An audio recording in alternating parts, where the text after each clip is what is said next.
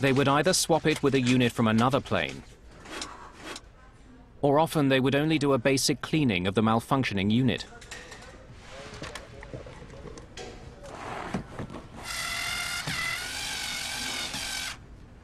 They just pull up the connectors, spray it with some lubricant cleaners, then put it back on, did some ground test, and then just put ground test OK on the maintenance log.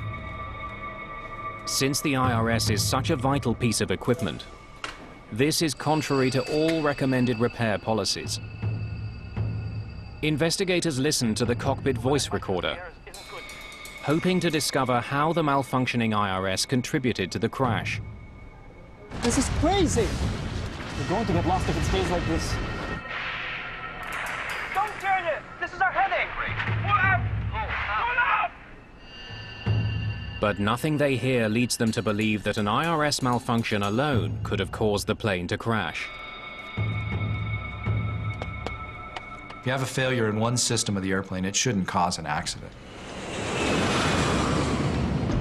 Investigators now wonder if the severe storm Flight 574 flew into somehow played a role in this crash. This is messed up. This is really messed up. It's starting to fly like a bamboo ship. Confirm our position. Weather is a well-known cause of airline accidents. In order to determine if weather was a factor in the Adamair crash, investigators need a more complete picture of what happened on board the flight. They want to know everything the crew did and said from the time they discovered that they were off course to the time they hit the water. To do this, they combine the data from the two black boxes to create a computer simulation of the flight. That gave us very close to the possibility of what really happened with the aircraft. Investigators return to Jakarta to study the simulation. They can see that throughout most of the flight, the computer was navigating the plane. But since the flight computer was sending the plane off course, the captain decided to navigate the plane himself. Okay, put the IRS in attitude. Co-pilot Susanto switched the navigation system to a mode that would keep the plane flying straight and level. Captain Widodo could now change his course. This is where they switch from nav to attitude. Switching from one mode to the other forces some computerized gauges to temporarily go blank while they reset. One is the ADI, or Artificial Horizon, which tells the crew if the plane is flying level. ADI goes off and stays off. There was also another much more serious consequence to the switch. That's where the plane starts its right roll. The autopilot disengaged when they consciously selected from the nav mode to the attitude mode, and then the aircraft commenced an almost imperceptible roll to the right of around about 1 degree per second. The captain missed a crucial step when he switched his flight computer from one mode to the other. Quick reference handbook, please. He should have flown his plane straight and level while the computer adjusted to the new setting. Maintain straight and level, constant airspeed flight until attitude displays recover. Approximately 30 seconds. It's in the manual. Any pilot who is trained and qualified on the Boeing 737-400 is regarded to have a sufficient knowledge that whenever they switch the nav mode to attitude, they have to maintain wings level for 30 seconds. But neither of the pilots did that. It's an oversight with grave consequences. Without that step, the autopilot disengages completely.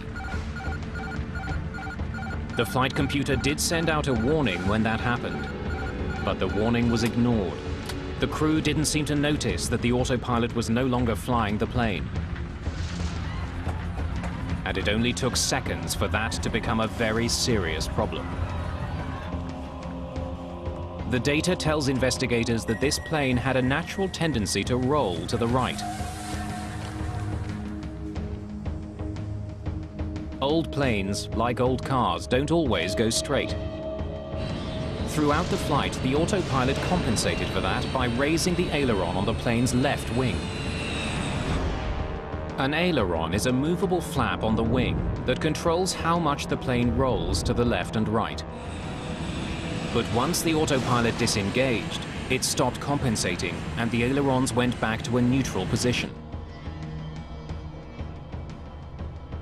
That allowed the plane to revert to its tendency to roll to the right. And they don't even notice.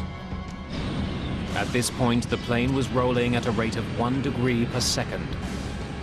Focused on their faulty navigation system, and with thick clouds obscuring the horizon, the pilots had no idea that their plane was dipping.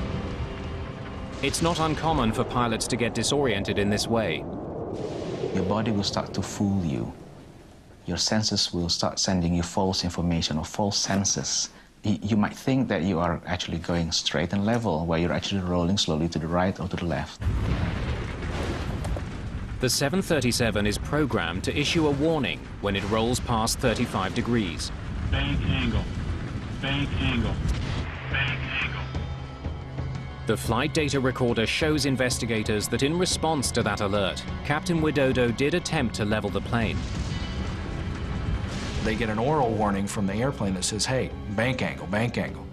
And at that point, they made some small inputs to the controls, but they didn't fly the airplane. Believing that the autopilot would keep the plane level, Widodo soon turned his attention back to the problematic IRS. When the pilot engrossed with troubleshooting of the IRS, their ability to pay attention for the other tasks is reduced. Further, these IRS anomalies has become the only priority at the moment. Usually you would say one pilot deals with the system issue, the other pilot flies the airplane. They were both dealing with this system issue and totally focused on the issue, so they never saw what was happening. This is not the first accident involving what we would call spatial disorientation. It was almost 3 years earlier to the day that another flight, Flash Airlines 604, taking off over the Red Sea, had a similar fate. See what the aircraft just did? Distracted by a malfunctioning component in the cockpit, the captain may have become disoriented. Autopilot! Autopilot! Like the Adam Air flight, the captain's attention was focused on his flight computer. And like the Adam Air flight, his plane began rolling dangerously to the right. Investigators concluded that without any external references, the captain simply couldn't tell that his plane was falling from the sky.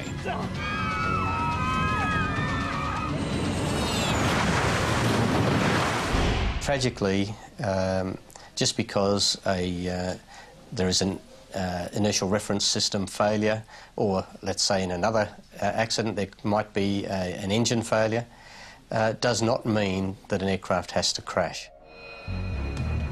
It's 60 degrees now and there's no attempt at a recovery. Don't turn it! This is our heading! Pull up! Pull up!